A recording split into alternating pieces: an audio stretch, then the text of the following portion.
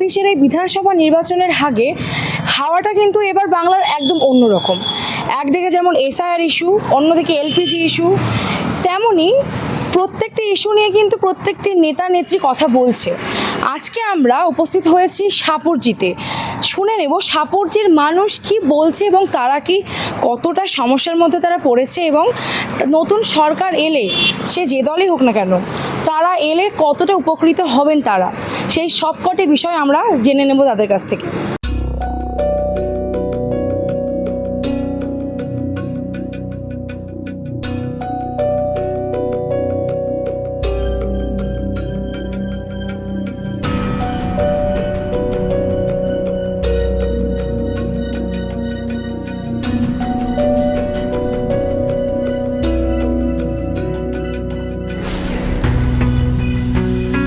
রাজারহাট বিধানসভাতে এখানে তাপস চ্যাটার্জিকে আমাদের মানে তৃণমূল কংগ্রেস থেকে যেটা প্রার্থী সিলেকশন করা হচ্ছে, যথেষ্ট যোগ্য লোক, এবং আশা করছি তাপস চ্যাটার্জি এই রাজারহাট বিধানসভা থেকে বিপুল ভোটে জয়ী হবেন এবং মানুষ ওনার তো পক্ষে আছে। এবং উনি এর আগে যিনি ছিলেন তিনিও ভালো কাজ করেছেন উনি, এবং এখন আশা করছি উনি করবেন এবং যথেষ্ট ডেভেলপ করেছে। এবং মমতা ব্যানার্জির সরকার থাকার ফলে এখানে যে ডেভেলপ হয়েছে, আশা করছি অন্য সরকার আসলে এরপরে হবে কিনা সন্দেহ আছে।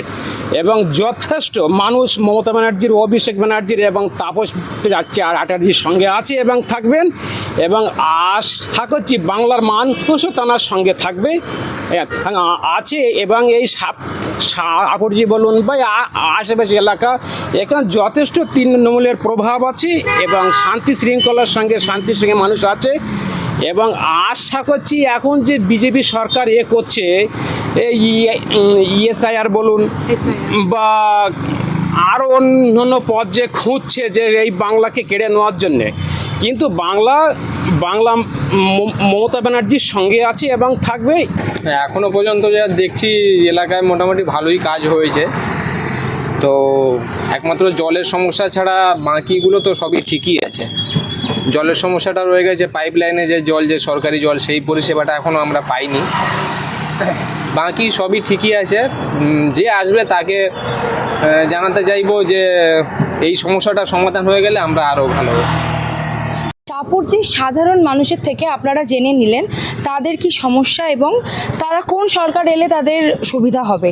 এই সমস্ত আপডেট পেতে নজর রাখুন আরোহী নিউজ বাংলার এই চ্যানেলে।